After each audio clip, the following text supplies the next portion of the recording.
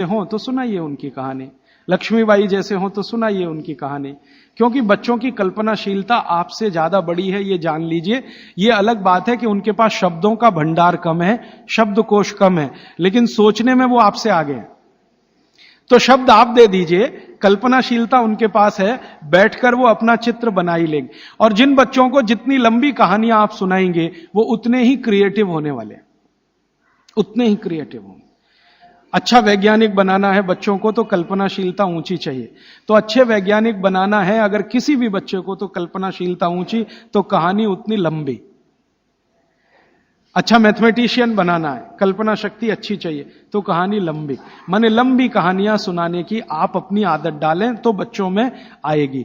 वो कहानी सुनने में इतने मगन होते हैं, फिर उनको टीवी की जरूरत नहीं है, ना पोगो की जरूरत है, ना कार्टून नेटवर्क की कुछ जरूरत नहीं। आप अगर सुना रहे हैं उनको कहानी जिसमें उनकी कल्पनाशीलता रम रही है तो वो बहुत जरूरी है। और फिर मेरी एक छोटी सी आखिरी बात, क्योंकि दूसरी बात के लिए समय कम पड़ रहा है, कि जब बच्चे आपसे कोई सवाल करें तो जान लीजिए वो अपनी कल्पनाशीलता को बढ़ाना चाहते हैं, तब सवाल कर रहे हैं। तो उनके सवाल का जवाब ईमानदारी से दें।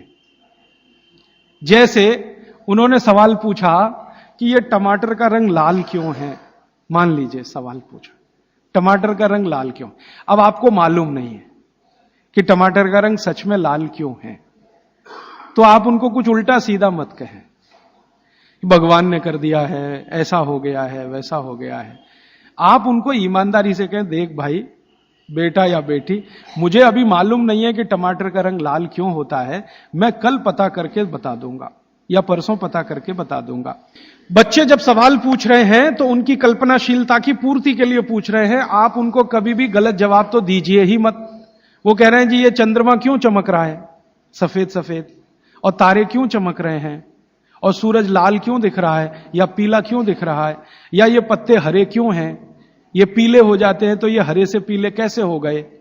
ऐसे सवाल वो पूछेंगे, उनके उत्तर पूरी ईमानदारी से दीजिए। तो इसका माने आपको पढ़ना ही पड़ेगा, बिना पढ़े आप उत्तर दे नहीं सकते। और जो आपने कोशिश की उल्टा सीधा, तो थोड़े दिन में जब उनको सच्चाई पता चलेगी तो आपका आदर वो बिल्कुल नहीं करेंगे। उनके गुरुजी ने बता दिया कि ये पत्ता हरा इसलिए था और टमाटर लाल इसलिए हो गया और चंद्रमा इसलिए चमकता है, सूरज इसलिए पीला दिखाई देता है। जैसे ही उनको पता चलेगा तो आपकी इज्जत तो दो कौड़ी की हो गई उनके सामने। वो आपको कहेंगे जी आपने गलत बताया, मेरी टीचर ऐसा बोलती है। तो आपसे हटकर वो टीचर की तरफ चला गया, और टीचर की तरफ गया तो समझ लो बच्चा आपके हाथ से ही गया। जैसे जैसे उसका आकर्षण टीचर के प्रति बढ़ता जाएगा वो आपके कंट्रोल के बिल्कुल, फिर टीचर जो कहेगी उसको पत्थर की लकीर मानेगा, आप जो कहोगे उस पर कभी भी भरोसा नहीं करेगा। इसलिए मैंने थोड़ी देर पहले कहा बच्चों को बड़ा करना दुनिया का सबसे मुश्किल काम। तो आप बच्चों के साथ व्यवहार वैसा ही करें जैसा प्रकृति ने उनको स्वभाव दिया है। कफ का स्वभाव माने कल्पनाशीलता वाला स्वभाव, कफ का स्वभाव माने इमेजिनेशन, लिमिटलेस इमेजिनेशन। वो सीमा के पार जाके बात करते हैं। आप देखते हैं ना दुनिया के सारे बच्चे परेशान है हैरी पॉटर पढ़ने के लिए, है ना, और आप और मैं सवाल करते हैं जी हैरी पॉटर में रखा क्या है। कुछ नहीं है, उसमें तिलिस्म है, जादुई तिलिस्म है, वो सच्चा नहीं है, लेकिन उनकी कल्पनाशीलता में उनको बहुत आनंद दे रहा है, इसलिए करोड़ों किताबें बिक रही हैं हैरी पॉटर। आप पसंद करें या ना करें, क्योंकि बच्चे कफ के असर में हैं, कल्पनाशीलता उस समय सबसे ज्यादा है। तो जादुई बातें, तिलिस्मी बातें, जादूगर की बातें, ये सब उनको अच्छी इसलिए लगती हैं कि कल्पनाशीलता बढ़ाने में ये सब मदद करती है। ये जासूसी उपन्यास जितने हैं ना बच्चे बहुत प्रेम से पढ़ते हैं, चाहे वो अमेरिका में हो या हिंदुस्तान में। बस अंतर है, अमेरिका में अंग्रेजी में पढ़ेंगे, हिंदुस्तान में हिंदी में जरूर पढ़ेंगे। चंदा मामा एक पत्रिका आती है बच्चों की, चंदा मामा या नंदन, चुन चुन के ऐसी कहानियां हैं उसमें जो उनकी कल्पनाशीलता बढ़ाती हैं। तो वो लड़ेंगे आपसे, चंदा मामा चाहिए, नहीं तो ये किताब चाहिए, अमर चित्रकथा चाहिए, ये चाहिए, ये चाहिए। अब आपके ऊपर है कि आप उनकी कल्पनाशीलता कितनी बढ़ा सकते हैं। 14 साल तक विशेष ध्यान रखें बच्चों का, जब तक वो कफ के असर में। अब इसमें बाद में कुछ बातें आएंगी तो कल मैं जोड़ूंगा। अब मैं आ जाता हूं पित्त में। पित्त के प्रकृति के लोगों की दिनचर्या क्या। पित्त प्रकृति माने 14 साल से ऊपर और 60 साल के नीचे, इनकी दिनचर्या क्या? पित्त प्रकृति के लोगों को कफ का असर कम हो जाता है, पित्त थोड़ा बढ़ता है, वात उनके पास कम ही रहता है या बिल्कुल नहीं रहता।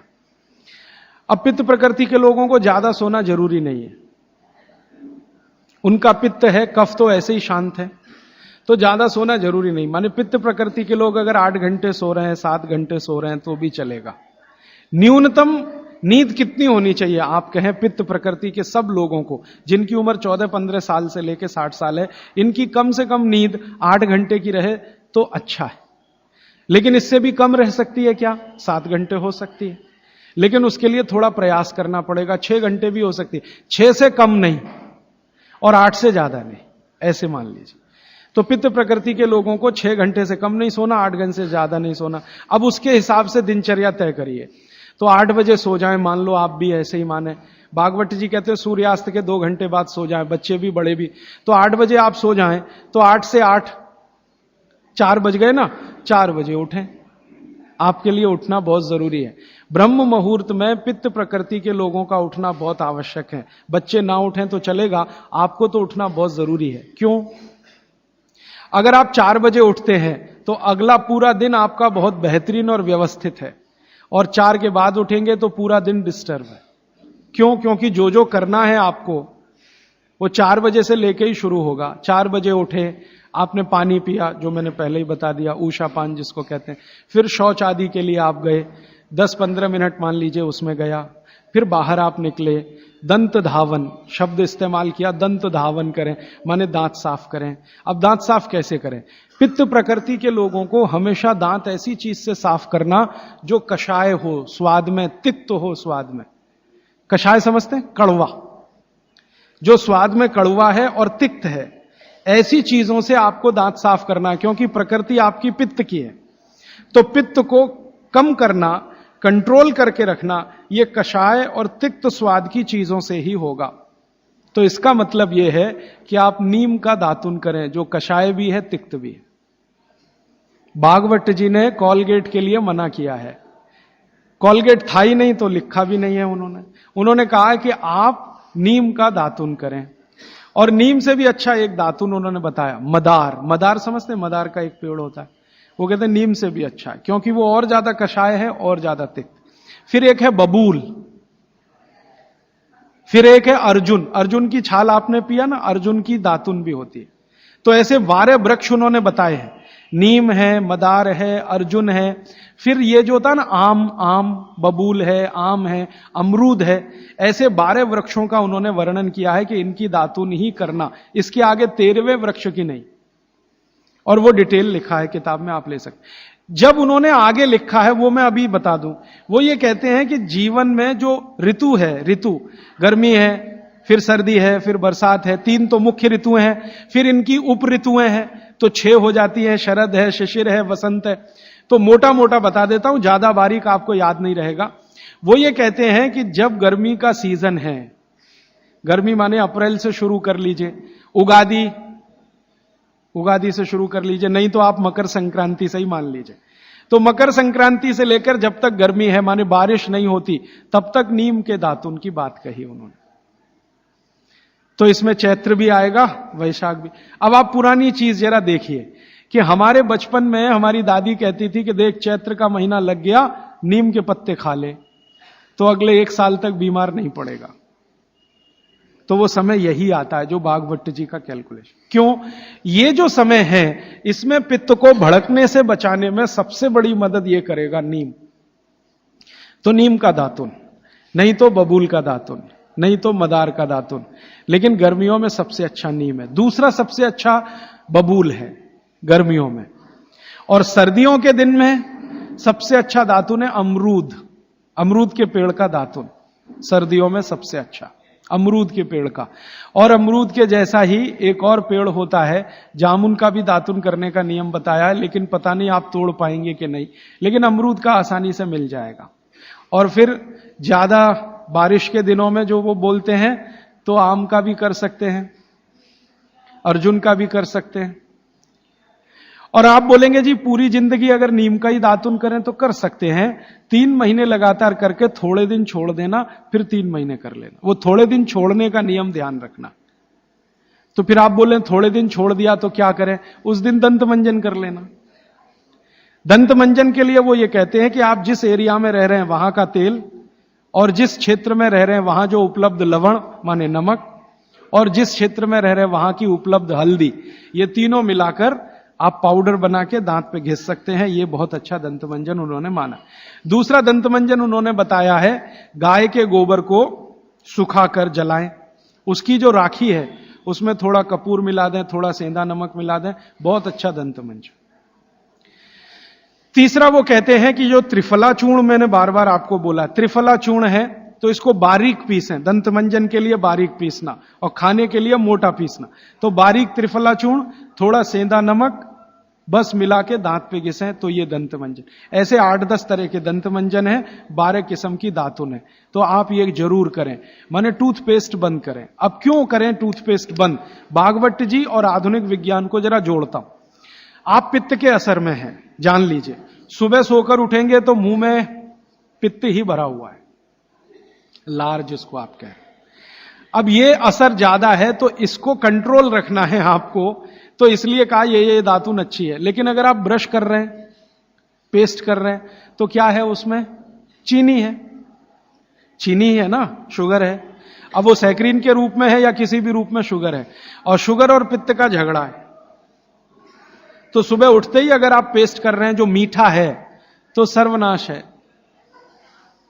मीठा ब्रश माने मीठा पेस्ट पित्त में मिलाएं तो पित्त को तो बिल्कुल खराब करेगा ही, और मुंह को भी खराब करेगा।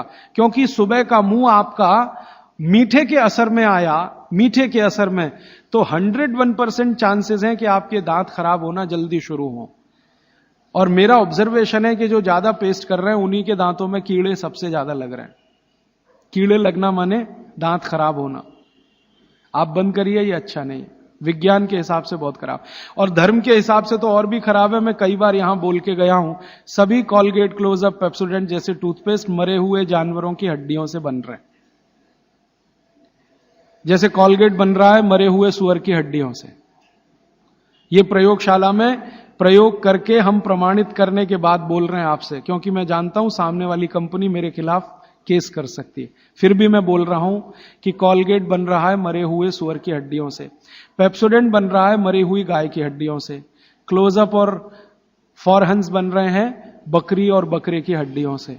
और अगर आप शाकाहारी हैं, चुस्त जैन हैं और सवेरे सवेरे हड्डियों को घिस रहे हैं, तो कहां धर्म पालन हो रहा है? और आप तो जैन हैं तो इतना जान लीजिए कि प्रत्यक्ष हिंसा का जितना पाप है ना, परोक्ष हिंसा का पाप भी उतना ही है। तो किसी कंपनी ने आपके लिए बनाया टूथपेस्ट, माने उसने मारा जानवरों को, उसमें से निकालने के लिए हड्डियां आपके लिए बनाया, तो पाप आपके ऊपर उतना ही है जितना उस मारने वाले के ऊपर है। तो कसाई का पाप अपने सिर पे क्यों लेना? तो क्यों ये कॉलगेट, क्लोजअप बंद कर दीजिए। दातुन पे आइए, नहीं तो दंत मंजन। आप कहेंगे चेन्नई में दातुन नहीं मिलता, नहीं मिलता तो दंत मंजन बताया उन्होंने, वो आप बना लीजिए। तरीका मैंने बता दिया। सभी ऋतुओं में एक दंत मंजन वो कहते हैं कॉमन है, त्रिफला चूर्ण का दंत मंजन किसी भी ऋतु में किया जा सकता है, तो आप उसका ध्यान रखिए। अब आपने दांत वात साफ कर लिए, अब आपकी आगे की जो दिनचर्या है वो कैसी होगी? आपको जो है ना, पित्त प्रकृति के लोगों को मालिश भी करना है, व्यायाम भी करना है। बच्चों के लिए तो सिर्फ मालिश है, आपके लिए मालिश भी है, व्यायाम भी है। तो अब आप में कई बार कंफ्यूजन ऐसा होगा कि व्यायाम पहले करें कि मालिश पहले करें। तो भागवत जी ने क्लियर कहा है कि वात के जो रोगी हैं उनको मालिश पहले, व्यायाम बाद में। और पित्त के जो रोगी हैं, रोगी से मतलब आप पित्त के असर में हैं, तो व्यायाम पहले, मालिश बाद में। तो आपको व्यायाम पहले करना है, मालिश उसके बाद करनी। अब आप पूछेंगे कितना व्यायाम करें? तो आपके लिए भी नियम वही है कि जैसे ही आपके बगल में पसीना आया, व्यायाम रोक दें। जैसे ही बगल में पसीना आया, व्यायाम रोक दें, उसके आगे व्यायाम ना करें। पसीना आया, व्यायाम रोक दें। वो 10 मिनट में आए तो, 20 मिनट में आए तो, 25 मिनट में आए तो, 40 मिनट में आए तो, 1 घंटे में आए तो, आपके शरीर के हिसाब से ध्यान रखिए। इससे ज्यादा व्यायाम करने की कोशिश ना करें। अब वो कहते हैं सबसे अच्छा व्यायाम क्या? सबसे अच्छा तो आप कहेंगे जी दौड़ना, तो भारत के हिसाब से ये सबसे अच्छा नहीं है। भारत के हिसाब से। भारत के हिसाब से ये दौड़ना बिल्कुल अच्छा नहीं है, क्योंकि दौड़ते समय वात बहुत प्रबल होता है और भारत वात प्रकृति का देश है। देशों की प्रकृति होती है वात प्रकृति, क्योंकि गर्मी है, ज्यादा इलाके में गर्मी है, वात प्रकृति का देश है, रुक्ष देश है।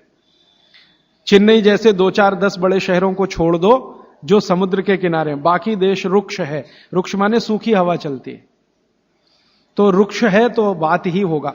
तो वात प्रकृति का देश है, इसलिए दौड़ना तो यहां बिल्कुल निषिद्ध है। दौड़ना तो नहीं, रनिंग तो बिल्कुल नहीं, वो ट्रेडमिल पे दौड़े वो भी नहीं, एक्सरसाइजर लाके उस पे भी दौड़े बिल्कुल नहीं।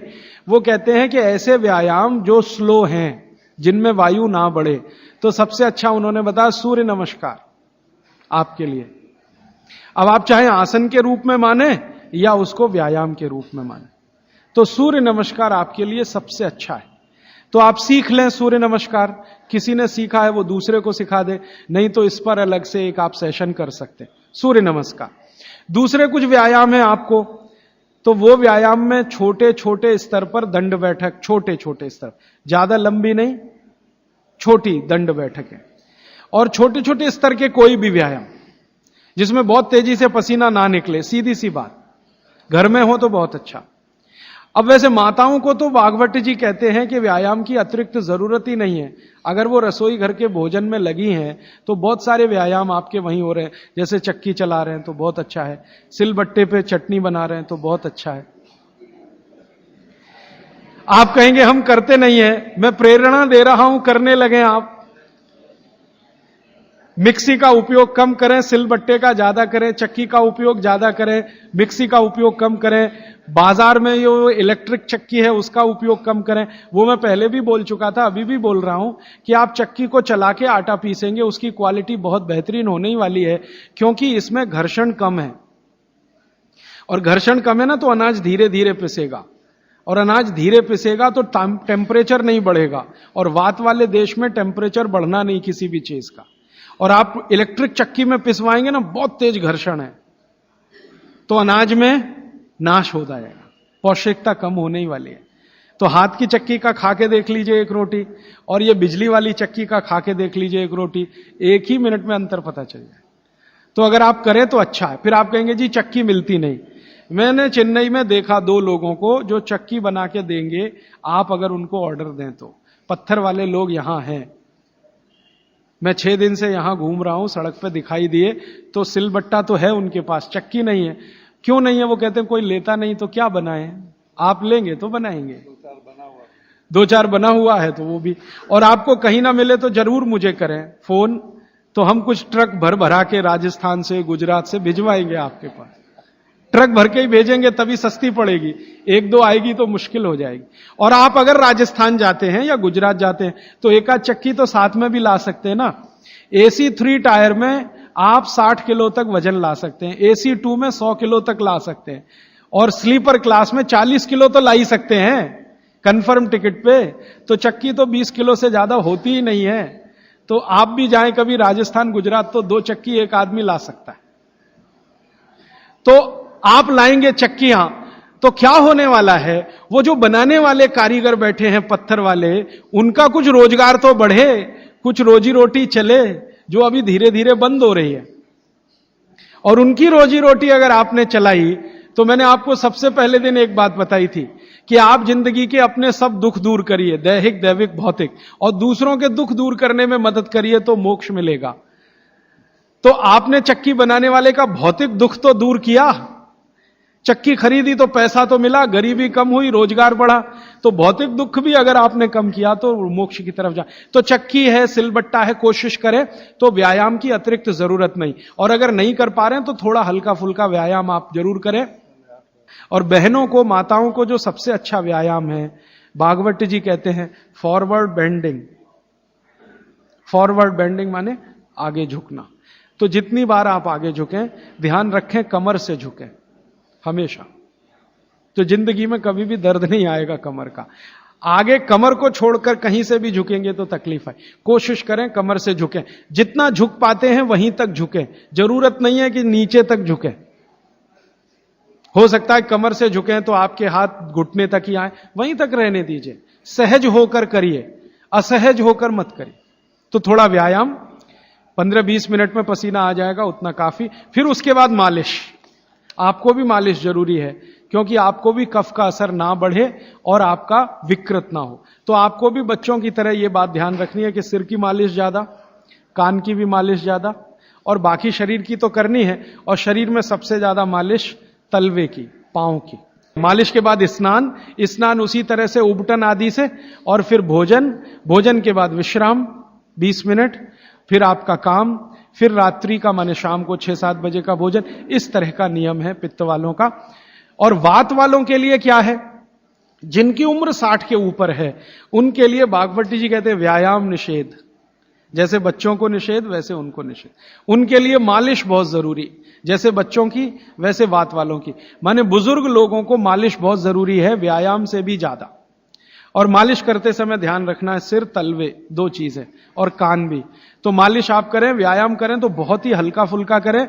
लेकिन यह नियम भागवत जी ने नहीं बताया कि आप व्यायाम तब तक करें जब तक बगल में पसीना ना आए, क्योंकि एक उम्र के बाद पसीना बहुत कम हो जाता है। तो हो सकता है 1 घंटे तक भी ना आए और आप करते रहे।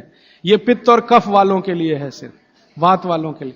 तो वात वाले तो जीवन में जितने आराम से रह सकें। वैसे तो वात वालों के लिए भागवत जी कहते हैं कि उनको तो एक ही काम है, वो है दिशा निर्देश। बुजुर्गों का एक ही काम है कि घर में बैठे हैं और दिशा निर्देश दे रहे हैं, ऐसा मत करो, ऐसा करो, ऐसा मत करो, क्योंकि उन्होंने जीवन का सारा अनुभव ले लिया और वो अनुभव को मिलाकर आपको दिशा निर्देश कर रहे हैं। बाकी अपना पूजा पाठ, भक्ति वगैरह ज्यादा, क्योंकि इसमें मूवमेंट, भागवत जी बोलते हैं कि वात के लोगों को मूवमेंट सबसे कम होने चाहिए। तो ज्यादा भाग दौड़ नहीं, ज्यादा इधर उधर नहीं, आराम से सहजता से जितना होता है अपने शरीर को बचाते हुए उतना। तो मैंने कोशिश की कि आपको 1-1.25 घंटे में तीनों प्रकृति के लोगों की दिनचर्या बता सकूं। अब 30 तारीख को मैं थोड़ा कंक्लूड करूंगा तो कुछ बातें इसमें आ जाएंगी। अभी मेरा आपको विनम्र निवेदन है कि आप चाहें तो प्रश्न पूछें, लेकिन निवेदन दूसरा है कि जब तक प्रश्न का सत्र चले 10-15 मिनट कोई ना उठे, क्योंकि हो सकता है कि किसी ने जो प्रश्न पूछा वो आपके लिए भी बहुत काम का हो।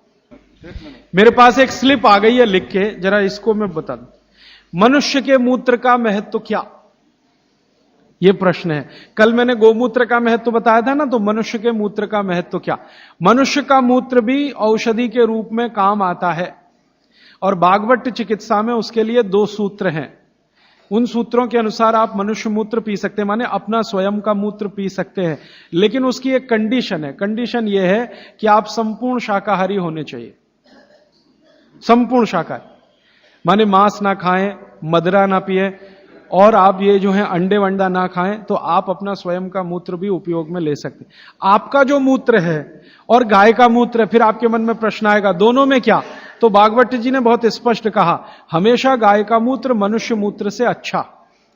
अगर गाय का मूत्र आसानी से उपलब्ध है तो वो पिए, नहीं उपलब्ध है तो आप स्वयं का मूत्र भी पी सकते हैं। अब स्वयं के मूत्र में वो कहते हैं कि सवेरे सवेरे जब सोकर उठें और पहला मूत्र हो वही उपयोगी है, बाकी दिन भर का नहीं। उठें और पहला मूत्र, और पहले मूत्र को भी कलेक्ट करने की विधि उन्होंने बताई है। वो विधि क्या है कि आप मूत्र ने करना शुरू करें तो पहला थोड़ा छोड़ें, शुरू का 2, 4, 5 मिलीलीटर 10 मिलीलीटर तक छोड़ें, और अंत का बिल्कुल छोड़ें, बीच वाला यही आप पी सकते हैं। तो आप बोलेंगे किस किस बीमारी में काम आएगा?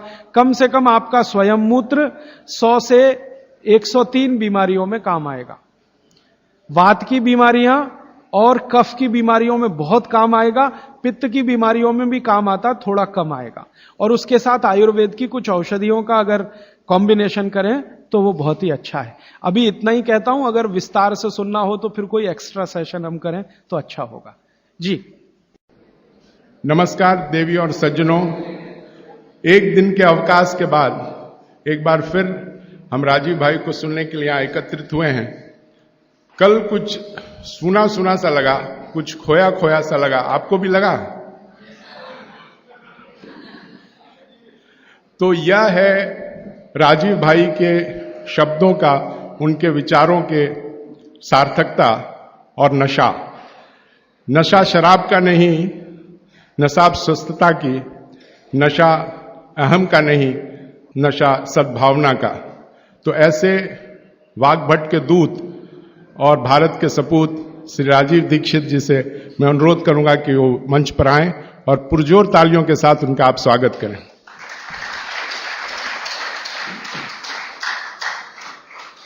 पिछले 7-8 दिनों में हमने जो कुछ भी सुना राजीव दीक्षित भाई से और जो कुछ भी हमने ग्रहण किया, उसके कृतज्ञता में हमारे पास व्यक्त करने के लिए शब्द नहीं है और न ही ऐसा कोई उपहार है जो हमें भेंट स्वरूप देकर उस बहुमूल्यता को हम आंक सके।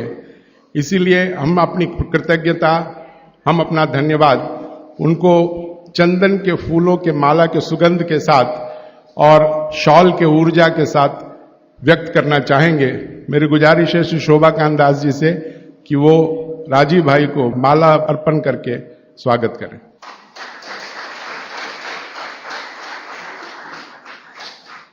रमेश भाई लोढ़ा शॉल उड़ाकर उनको सम्मानित करेंगे।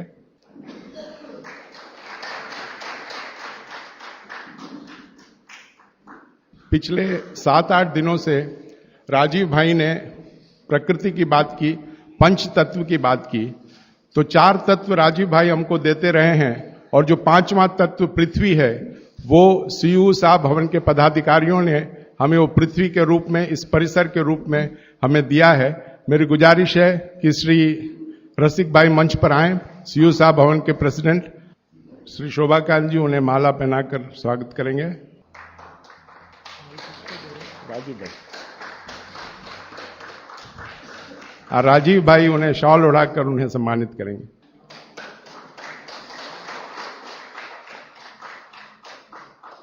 और अभी बहुत सारी चीजें राजीव भाई हमको बताएंगे, उसके पश्चात बहुत लंबा दौर चलेगा प्रश्नोत्तरी का। तो इसीलिए हमने आप लोगों से गुजारिश की है कि एक पर्ची में आप अपने सवाल लिख के राजीव भाई तक पहुंचा दें। और मैंने पर्ची नहीं लिखी है, लेकिन सवाल मैं छोड़ के जाना चाहता हूं कि लोग कहते हैं कि हंसना एक औषधि है।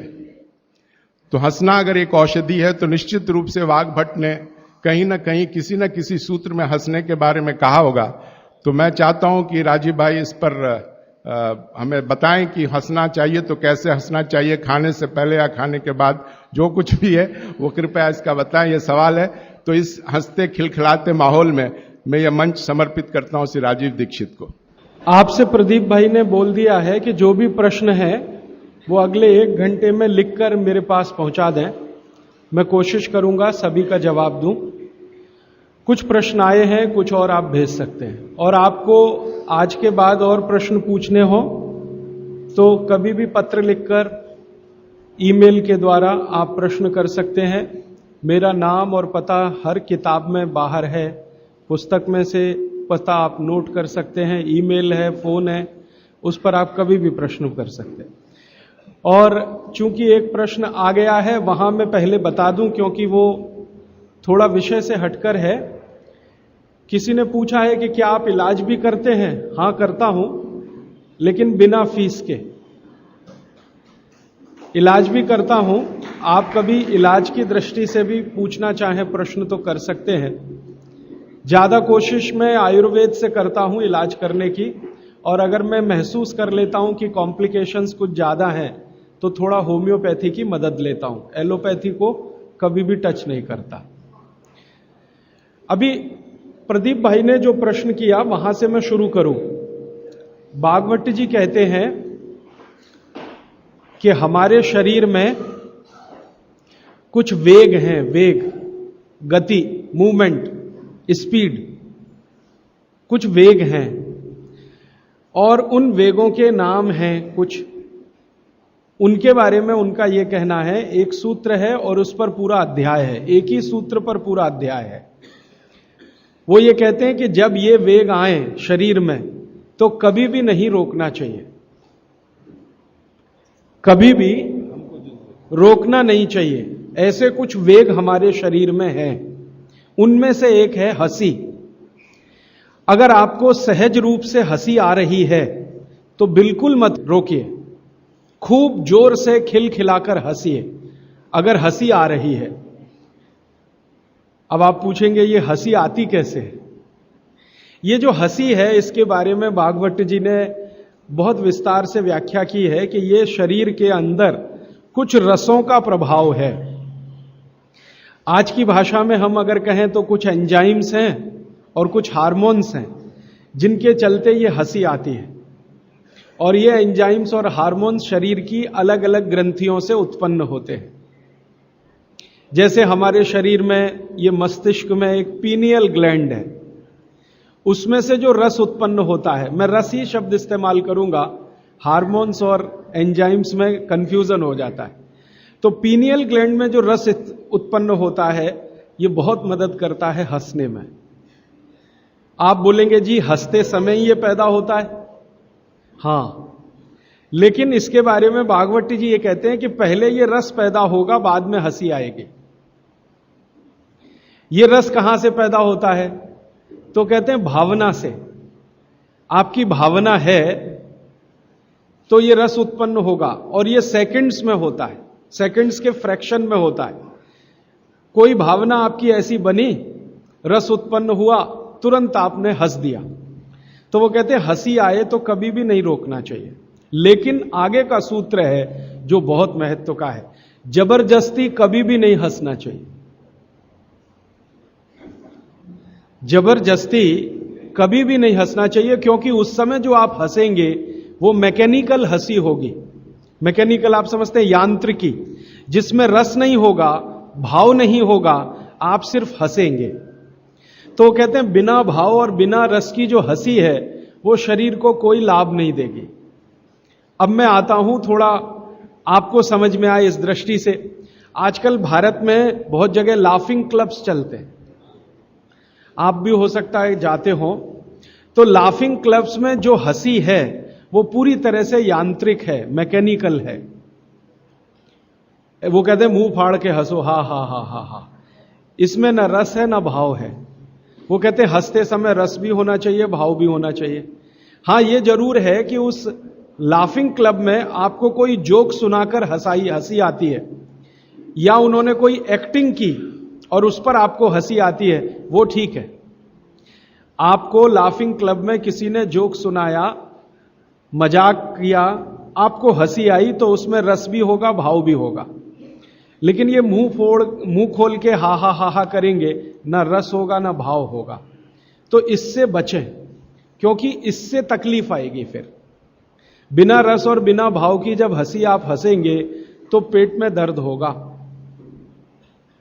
और पेट में दर्द होगा तो वो कोई तकलीफ की स्थिति भी बना सकता है। जैसे कई बार आपने सुना है हमारी नस पे नस चढ़ गई, बिना भाव और बिना रस की हंसी में पेट की नस पे नस चढ़ सकती है, और वो चढ़ गई तो डॉक्टर उतार नहीं पाता उसको, फिर कहेगा जी ऑपरेशन करा लो, कॉम्प्लिकेट हो गई है। तो बिना रस और बिना भाव की हंसी कभी भी ना हंसें, लेकिन रस और भाव के साथ हंसी आ रही है तो बिल्कुल ना रोकें, जरूर हंसें। बात आपको स्पष्ट हुई? आपको स्वाभाविक रूप से कोई दृश्य देखकर, कोई बात सुनकर, किसी की क्रिया देखकर हंसी आ रही है तो रोकना मत, खूब हंसना उसको। और बिना भाव, बिना रस, बिना क्रिया के कोई हंसी करने की कोशिश कभी आप करना मत। वो कहते हैं कि सम में रहिए, मध्य मार्गी बनिए। हमेशा हर जगह वो कह रहे हैं मध्य मार्गी रहिए, ना इस एक्सट्रीम पे जाइए ना उस एक्सट्रीम पे जाइए। क्यों? तो वो कहते हैं कि भारत एक ऐसी भूमि है जो मध्य मार्गियों की ही है। भारत एक ऐसी भूमि है जो मध्य मार्गियों की ही है। आप ना इस एक्सट्रीम पे जा सकते हैं ना उधर। अगर इसको आज की भाषा में कहूं, ना ज्यादा लेफ्ट जाइए ना ज्यादा राइट रहिए, सेंटर में रहिए, बीच में रहिए। और कृष्ण भगवान गीता में बार बार यही कह रहे हैं, ना ज्यादा भोगी बनो ना ज्यादा त्यागी बनो, मध्य मार्गी रहो। तो भारत में कृष्ण ने कहा और बागभट्ट ने कहा, या कभी श्री राम कहते हैं लक्ष्मण को, ये सब भारत के तासीर और मौसम के हिसाब से कहा है। आप जो है अगर यूरोप में है और अमेरिका में है तो आइदर लेफ्ट और आइदर राइट जाने के लिए छूट है, भारत में नहीं।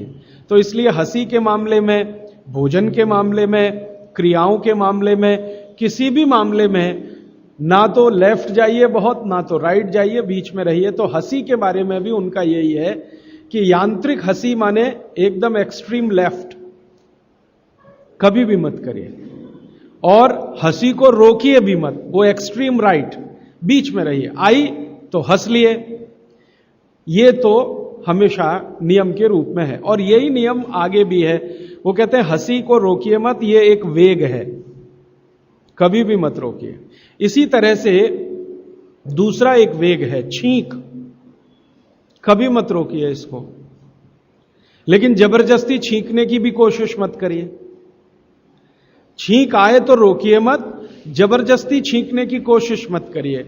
जबरदस्ती कोशिश अगर करेंगे तो उन्होंने एक सूची दिया है भागवत जी ने कि 13-14 रोग आएंगे आपको अगर जबरदस्ती छींक लेंगे तो। इसलिए छींक आ रही है, सहज रूप से छींकिए, रोकिए मत उसको। ये एक वेग है, इसको रोकेंगे तो 23-24 रोग होंगे, जबरदस्ती छींकने की कोशिश करेंगे तो 13-14 के आसपास रोग होंगे। उन रोगों की पूरी सूची है, आप पढ़ सकते हैं पुस्तक में। इसी तरह से एक वेग है प्यास। प्यास एक बहुत बड़ा वेग है। भागवत जी कहते हैं कि जब प्यास लग रही है पानी जरूर पीजिए, रोकिए मत प्यास को, लेकिन पीने का तरीका है वो ध्यान रखिए, सिप सिप करके पीना है। बहुत तेज प्यास लगे तो भी सिप सिप करके ही पीजिए, जल्दी जल्दी पानी कभी भी पीने की कोशिश मत करिए। और वो कहते हैं कि ये जो जल्दी पानी पीने का तरीका है ना, इसमें से 2 बीमारियां बहुत होंगी। एक जिसको आधुनिक भाषा में कहते हैं हर्निया, भागवत जी ने उसको कहा है आंत का उतरना, आज की भाषा में कहते हैं हर्निया। और दूसरा एक बीमारी है एपेंडिसाइटिस। पानी को जल्दी जल्दी जल्दी जल्दी पीने में ये 2 बीमारियां सबसे ज्यादा है, हर्निया, एपेंडिसाइटिस। और अगर उम्र बढ़ गई है, आपको उम्र बढ़ गई माने 60 वर्ष के ऊपर, और आप पानी इसी तरह से जल्दी जल्दी पी रहे हैं, तो हाइड्रोसिल की बीमारी भी होगी, प्रोस्टेट की भी प्रॉब्लम आ सकती है। इसलिए पानी हमेशा पीने का नियम ध्यान रखिए, सिप सिप। लेकिन जब भी प्यास आए तो पानी पीजिए, प्यास को रोकिए मत। एक ही जगह उन्होंने कहा है कि बिना प्यास के पानी पीजिए, वो सवेरे का है। उषा पान के पानी की जो बात उन्होंने कही है कि सवेरे का समय, ब्रह्म मुहूर्त का समय, ब्रह्म मुहूर्त हमेशा सूर्योदय से 1.5 घंटे पहले का माना जाता है, तो ब्रह्म मुहूर्त का समय जरूर पानी पीजिए बिना प्यास के। वही एक समय उन्होंने कहा है कि बिना प्यास के पानी पी सकते हैं। बाकी कभी भी पूरे दिन में उन्होंने कहा है कि प्यास लगे तो जरूर पानी पीजिए। बस नियम वही है कि खाने के तुरंत बाद मत पीजिए। अगर खाने के तुरंत बाद प्यास लगी है तो छाछ पीकर, मट्ठा पीकर, दूध पीकर या जूस पीकर प्यास बुझाइए, और 1.5 घंटे के बाद आप पानी पीकर प्यास बुझाइए। तो प्यास एक वेग है, इसको रोकिए मत। नहीं तो क्या होगा, प्यास रोकने से लगभग उन्होंने सूची बनाई है 58 रोग हैं। अगर प्यास रोकी आपने, जब प्यास लगी है और आप नहीं पी रहे हैं पानी, तो 58 रोग आएंगे। इसलिए वो कहते हैं कि ये आप कभी मत करिए। अच्छा, दूसरी तरफ एक बात और कहते हैं कि उषा पान के समय को छोड़कर बाकी किसी भी समय में जबरदस्ती पानी पिएंगे तो भी तकलीफ आने वाली है। हर जगह वो कहते हैं मध्य मार्गी रहिए, ना इधर जाइए ना ज्यादा उधर जाइए। तो ये प्यास का एक वेग है। ऐसे हाँ, आगे वो कह रहे हैं कि पानी जब भी पीना हो आपको तो हमेशा बैठ के ही पीजिए। खड़े खड़े पानी पीने को पूरी तरह से निषेध किया उन्होंने। हमेशा बैठ के पानी पीजिए। और बैठने के 2 तरीके सबसे अच्छे हैं। उकड़ू बैठना, गाय का दूध निकालने वाले आसन में बैठना, नहीं तो ऐसे बैठना जैसे मैं बैठा हूं। कुर्सी पे बैठ के भी पानी पीने को मना किया है। वो अर्ध बैठने की स्थिति होती है, आप पूरे नहीं बैठते हैं। हां, लेकिन कुर्सी पर बैठ के पानी पीना है तो मैंने आपको बता दिया, ऐसे आलती पालती मार के कुर्सी पर बैठ जाइए फिर पीजिए। आगे का एक वो वेग को रोकने के लिए वो कहते हैं बहुत ही खतरनाक वेग है, जिसको आपने रोका तो बहुत तकलीफ आएगी। अब उसमें आप बहुत सारे तर्क और सवाल कर सकते हैं। भूख,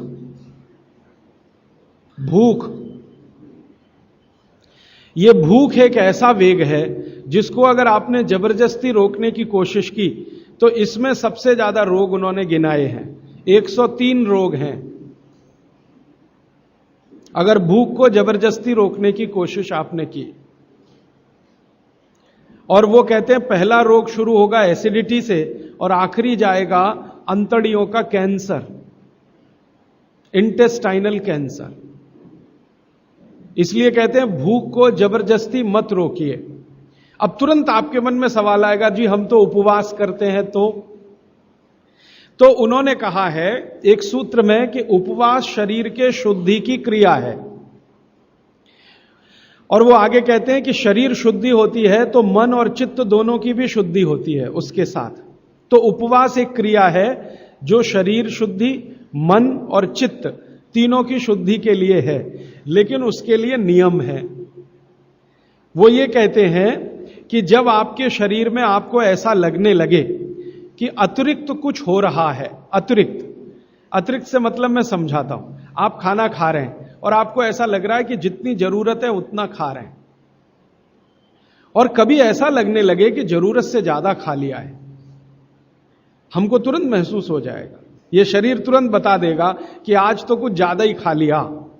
तो कहते हैं कि जब स्थिति ऐसी हो, वो किसी भी कारण से हो, आपको किसी चीज का स्वाद बहुत पसंद आ गया, या किसी ने बहुत आग्रहपूर्वक आपको खिला दिया, या आप कुछ इस स्थिति में थे, मूड आपका ऐसा था, ध्यान ही नहीं रहा, बातें करते करते या खाना खा रहे हैं ज्यादा चला गया, ऐसी किसी भी स्थिति में जब अतिरिक्त है तब आप उपवास के बारे में जरूर तय करिए, माने आप उपवास करिए।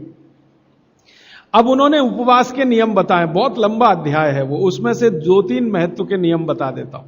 पहला नियम यह है कि कभी भी उपवास अगर करना है तो सप्ताह में माने 7 दिन होते हैं, उसमें 1 दिन का तो ठीक है, 1 दिन का उपवास बहुत अच्छा है। 7 दिन अगर आपने लगातार सुबह दोपहर शाम 3 बार भोजन किया है तो कहते हैं 1 दिन का उपवास बहुत अच्छा है, जरूर कर सकते हैं। लेकिन उस उपवास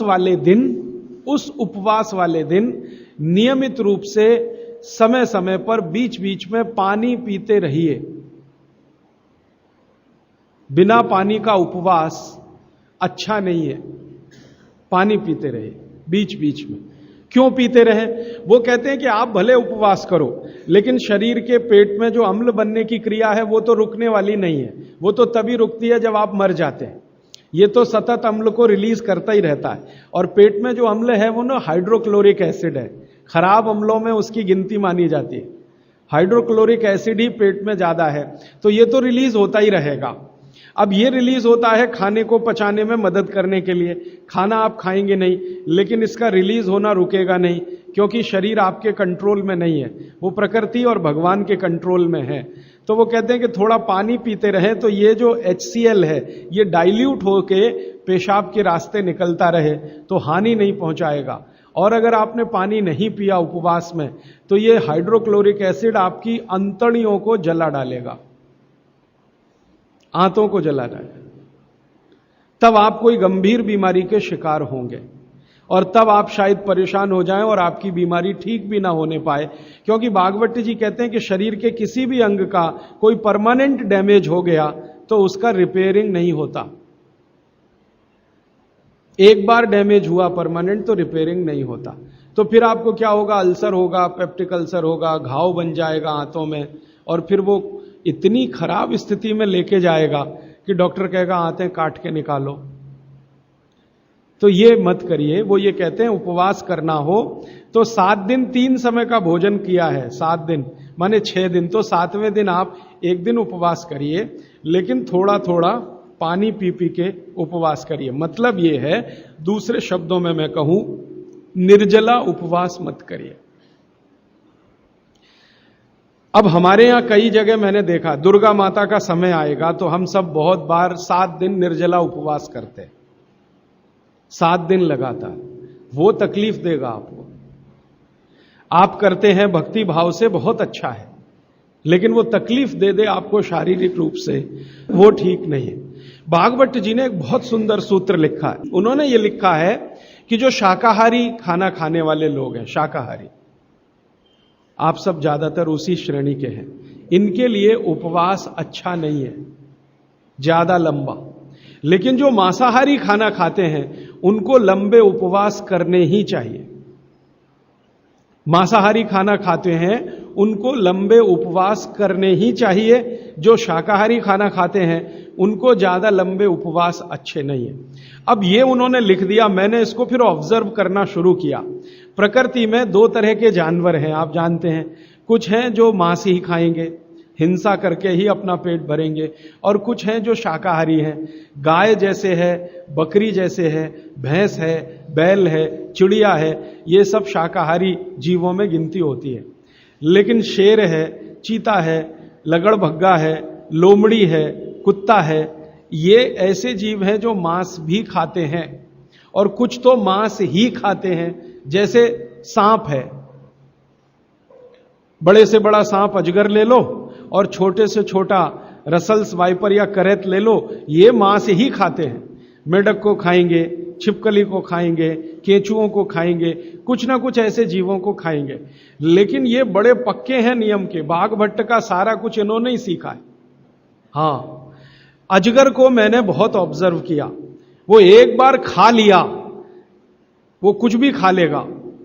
एक बड़ी से बड़ी बकरी को खा जाता है, हाँ इतना खा लेता अजगर, बकरे को खा लेगा।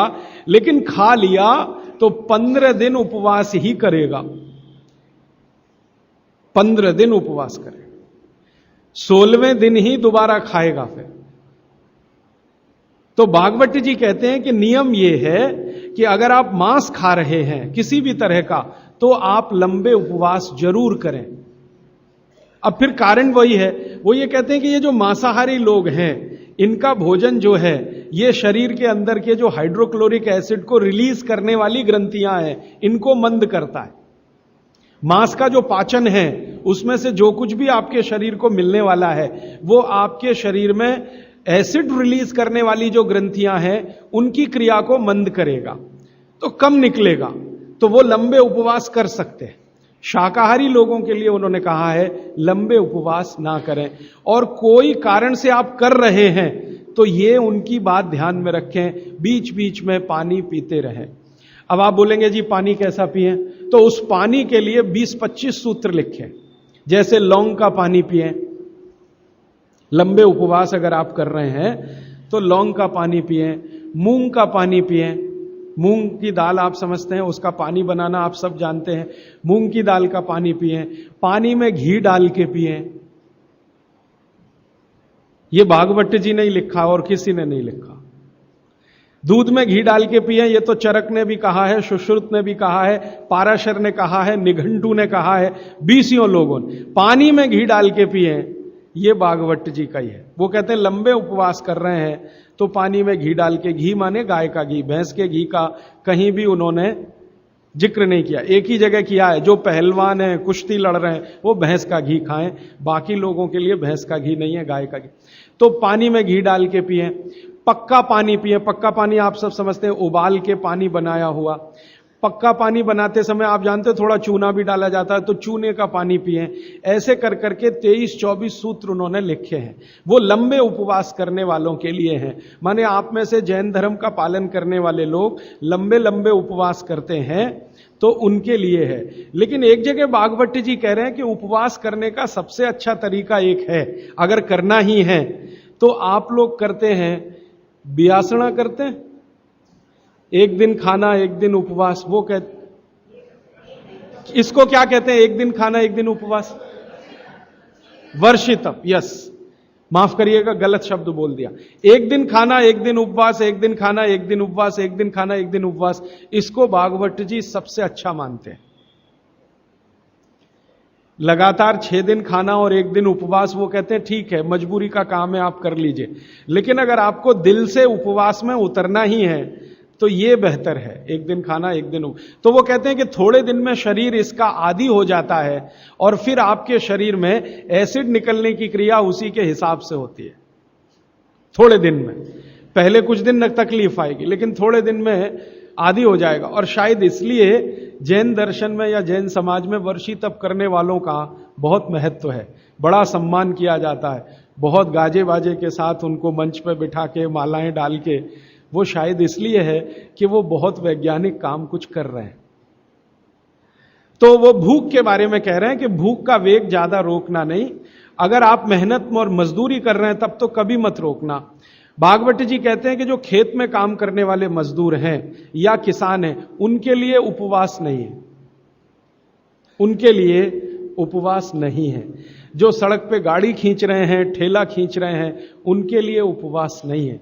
उपवास उनके लिए है जिनको शरीर श्रम ज्यादा नहीं करना, उनके लिए, माने आपके लिए, मेरे लिए ज्यादा उपवास की बात है। मेहनत करने वालों को ज्यादा उपवास नहीं, उनको तो जब भूख लगे तभी खाना खाने के लिए बोला है। लेकिन वो कहते हैं कि खाने का समय तय कर लें तो भूख भी उसी के हिसाब से लगती है। सुबह का समय वो बोलते हैं सबसे अच्छा, दोपहर का उससे थोड़ा कम अच्छा, और शाम का सबसे कम अच्छा। माने सुबह का नाश्ता या भोजन जैसा हो, दोपहर का लंच जो है नाश्ते जैसा हो, और रात का खाना तो बिल्कुल या कम से कम, शाम का खाना कम से कम हो। वो मैं पहले दिन आपको दूसरे दिन बता चुका। और एक वेग के बारे में उन्होंने कहा है जिसको रोकने की कोशिश कभी ना करें, जम्हाई आना। जम्हाई समझते? मुंह खोलकर आप जम्हाई ले। वो कहते हैं कि ये जो जम्हाई आने का समय है इसको कभी भी रोके नहीं, ये कभी भी आएगी। ये कब आती है? जब भी आपके, अब मैं आपका आधुनिक विज्ञान इसमें जोड़ रहा हूं, भागवत जी ने जो कहा वो आपको देर में समझ में आएगा, आधुनिक विज्ञान जल्दी समझ में आ जाएगा। ब्लड में ऑक्सीजन की मात्रा जब भी कम हो जाएगी, जम्हाई जरूर आएगी एक्स्ट्रा ऑक्सीजन लेने के लिए। मुंह खोलकर आप जो है जम्हाई लेंगे तो ये एक्स्ट्रा ऑक्सीजन जाने के लिए है। तो वो कहते हैं कि जमाई को कभी ना रोकें। ये जो हम कर लेते हैं ना, शर्म आने के लिए जबरदस्ती मुंह बंद करके जमाई लेने की कोशिश करते हैं, बहुत खतरनाक। कभी मत करिए, मुंह खोलिए पूरा, क्योंकि आपके शरीर का आपको आदेश आ रहा है। मुंह खोलिए, भरपूर हवा अंदर भरिए तो ही अच्छा है। और बच्चों को भी वैसे ही सिखाइए। इसमें कोई शर्म करने की बात नहीं है, क्योंकि यह प्रकृति की क्रिया है, शरीर को दुरुस्त रखने के लिए है। जम्हाई जरूर लीजिए। और कई बार हम हाथ रख लेते हैं मुंह पे, यह बहुत ही खराब है, क्योंकि वायु को जाने से आप रोक रहे हैं। वो जम्हाई आ रही है ज्यादा ऑक्सीजन के लिए, शरीर में शुद्ध वायु ज्यादा जाए, इसके लिए जम्हाई आ रही है, और आपने मुंह पे हाथ रख लिया और फिर जम्हाई ले रहे हैं। यह बहुत खराब, कभी मत करिए। मुंह खोलकर जम्हाई लीजिए। हां, फिर एक बात वो ये कह रहे हैं, यहां पर जैन दर्शन की बात बहुत गहराई से समझ। एक जगह कहते हैं कि आपसे ज्यादा ज्ञानी और आपसे ज्यादा तपस्वी लोगों के नजदीक बैठे हैं तो दूर जाकर जम्हाई लीजिए।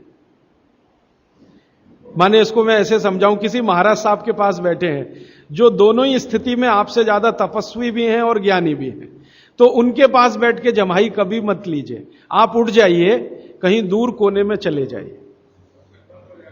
हैं? हां, लेकिन वेग बंद हो तो उसके लिए फिर दूसरा है, वो मजबूरी का है कि जेब से रूमाल निकालिए, कोशिश करिए, क्योंकि आपकी जम्हाई उनको तकलीफ करने वाली है। आप जब, ये तो आप जानते हैं प्रकृति का नियम है कि जितनी ऑक्सीजन लेंगे उतनी कार्बन डाइऑक्साइड तो निकलेगी, नहीं तो स्पेस बनेगा नहीं ऑक्सीजन के लिए। तो आपकी जो कचरा वायु है वो महाराज जी को क्यों दे रहे हैं? क्योंकि आपकी कार्बन डाइऑक्साइड महाराज जी की तुलना में बहुत कचरा है, क्योंकि सब तरह के कुकर्म आप करते हैं। तपस्या आपके जीवन में है नहीं ज्यादा, संयम आपके जीवन में है नहीं ज्यादा, और लोभ लालच मद मोह काम क्रोध सब कुछ आप में भरा हुआ है, और उनका जीवन बिल्कुल इन सब कषायों से परे है। तो उनके सामने जो आप कार्बन डाइऑक्साइड निकालेंगे वो उनको तकलीफ कर दे। इसलिए वो कहते हैं कि अपने से ज्ञानी और तपस्वी लोगों के पास जब भी आप बैठे हों तो जम्हाई ना लें, दूर जाके लें। और कुछ मजबूरी हो जाए तो ये मैं जोड़ रहा हूं, भागवत जी ने नहीं कहा कि आप मुंह पे रूमाल तो कम से कम रख लें। हाथ रख के जम्हाई महाराज जी के सामने ही लें, ऐसा कहो, बाकी जीवन में लेने की आपको जरूरत नहीं। अब एक और वेग है जिसको कभी ना रोके, नहीं तो बहुत तकलीफ आएगी, मूत्र का वेग। मूत्र वेग कभी भी रोकने की कोशिश ना करें। जब भी आपको ऐसा लग रहा है कि मूत्र आना ही चाहिए या शरीर सिग्नल दे रहा, तुरंत उस वेग को निकालिए। और मैं अब आपको आधुनिक विज्ञान कहता हूं। पहले भागवत जी की बात करें, वो कहते हैं कि ये मूत्र वेग को कभी भी रोकेंगे तो रक्त के सारे विकार आपके शरीर में आएंगे, रक्त के सारे विकार आपके शरीर में आएंगे। अब मैंने ये एक एक्सपेरिमेंट मेरे ऊपर कभी किया था कि मैं मूत्र का वेग रोकूं फिर देखूं क्या होता है, तो तुरंत मैंने महसूस किया कि शरीर पे दबाव बढ़ गया, प्रेशर बढ़ गया शरीर पर, शरीर के हर हिस्से पर प्रेशर बढ़ गया। फिर मैं तो मरीज का इलाज भी करता हूं, तो बहुत मरीज मेरे पास ऐसे आते हैं जिनको पेशाब नहीं आ रही है, तो सबसे ज्यादा तड़प उनकी जिंदगी में मैंने तभी देखी है जब उनकी पेशाब रुक जाती है, मूत्र रुक जाता है। वो कहते कुछ भी करो, ये रिलीज करो, क्योंकि ये रोकना ठीक नहीं है, इसलिए मूत्र के वेग को नहीं रोकें। इसमें हर तरह से दबाव शरीर पे पड़ेगा, सब तरह की ग्रंथियों पर दबाव बढ़ेगा, रक्त पर दबाव बढ़ेगा, हर तरह से दबाव बढ़ेगा। तो मूत्र को रोकने की कभी भी कोशिश ना करें, जब आए तब जाएं। अब आपके मन में एक प्रश्न आ सकता है कि जी बार बार मूत्र आए तो, हर 10 मिनट में आए, हर आधा घंटे में आए, और 1-2 बूंद आए फिर नहीं आए, 1-2, तो आप समझिए कि कोई बीमारी के शिकार हैं आप। अगर खुलकर पूरा मूत्र आ रहा है तो कोई चिंता की बात नहीं है, लेकिन रुक रुक के आ रहा है, 2-3 बूंद आया फिर रुक गया, फिर 2-3 बूंद आया, तो आप बीमारी के शिकार हैं। तो ऐसी स्थिति में आप किसी विशेषज्ञ की मदद लें। वो जो 15% वाला हिस्सा है ना, वो यही है। ऐसी स्थिति में किसी विशेषज्ञ की मदद लें और वो आपको मदद कर दे मूत्र को निकालने में, तो बहुत अच्छा है। दवा की मदद से, औषधि की मदद से ये बहुत आसान है, बहुत संभव है, बहुत आसान है, बहुत संभव है। अब थोड़ा आगे बढ़ें। इसी तरह से वो कहते हैं मल का वेग कभी ना रोकें। मूत्र है, मल का वेग कभी ना रोकें। अगर आपको ऐसा लग रहा है कि टॉयलेट जाने की इच्छा है तो जरूर जाइए, सोचिए ही मत उसके बारे में। आप बोलेंगे जी कोई परिस्थिति ऐसी है, मैं ऐसा मानता हूं कि अब ऐसी कोई परिस्थिति है नहीं। ट्रेन में सभी जगह टॉयलेट रूम्स हैं, हवाई जहाज में सभी जगह टॉयलेट रूम्स हैं, आपके घर में तो है ही, यहां जहां भी बैठे हैं वहां है। हो सकता है सड़क पर चलते समय तो सरकारों ने कई जगह बनाए हैं। माने कोशिश करिए कि वो रोके नहीं उस वेग को। आप अगर है ऐसी इच्छा तो जरूर जाइए, जरूर जाइए।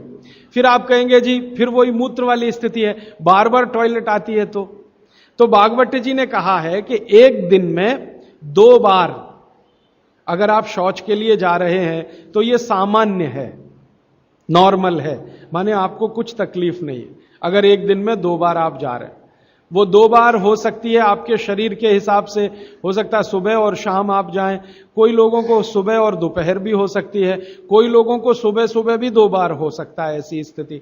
तो वो कहते हैं 2 बार तक तो सामान्य है। 3 बार जब आप करेंगे, 2 से 3, तो वो कहते हैं थोड़ा असामान्य है, और 3 के बाद तो जाना ही नहीं है। अगर जा रहे हैं तो कोई बीमारी है, फिर विशेषज्ञ की मदद लीजिए और उसको ठीक करें। तो मल के वेग को ना रोकें, मूत्र के वेग को ना रोकें, जमाई आ रही है तो ना रोकें, हंसी आ रही है तो ना रोकें, प्यास लग रही है तो कभी भी अपने को ना रोकें। इस तरह के उन्होंने कई वेग के बारे में कहा है। ऐसे लगभग 14 वेग हैं। मैंने कुछ बता दिए, बाकी आप चाहें तो पढ़ लेना किताब में, क्योंकि समय कम है। हर बार मुझे यही लगता है कि क्या छोड़ूं क्या बताऊं।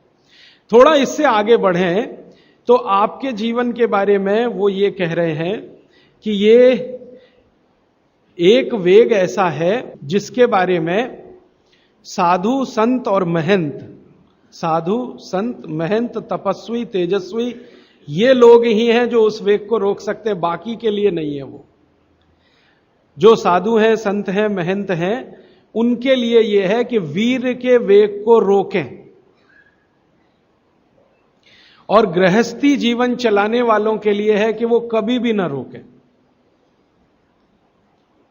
इस पर भागवत जी ने बहुत लंबी व्याख्या की है। साधु संत महंत महाराज साहब ब्रह्मचारी तेजस्वी तपस्वी, इस तरह के लोगों के लिए उन्होंने निर्देश किया है कि वो जरूर अपने वीर के वेग को रोकें, और अगर नहीं रोक पाते हैं तो उनकी साधुता, उनकी सन्यासी होने की बात वो कमजोर पड़ती है। और आप जैसे लोग जो गृहस्थी का जीवन जी रहे हैं, उनके लिए वीर के वेग को रोकना बहुत ही खतरनाक है। माने इसको उन्होंने काम वेग करके कहा है। काम वेग गृहस्थ लोगों को कभी रोकना नहीं चाहिए और साधु संतों को हमेशा तपस्या करके उस पर कंट्रोल करने के लिए ही प्रयास करना चाहिए। तो साधु संतों का जो जीवन है वो पूरा जीवन शायद इसी में चला जाए तो भी वो कहते हैं कि निरर्थक नहीं है। अब क्यों उनको नहीं करना चाहिए, क्यों आपको करना चाहिए, ये विश्लेषण में जाऊंगा तो देर ज्यादा हो जाएगी। आपको संकेत रूप में मैं आपसे कह रहा हूं कि वीर का वेग, काम का वेग, वो कहते हैं सबसे खराब वेग है जो रोका तो आपके लिए। और साधु संत महंतों के लिए कहते हैं कि अगर उन्होंने नहीं रोका तो उनके लिए सबसे ज्यादा खराब। तो उनका प्रयास पूरे जीवन भर ऐसा होना चाहिए जो उसको रोक। अब उस प्रयास में ही उनकी दिनचर्या, उनकी ऋतुचर्या और उनकी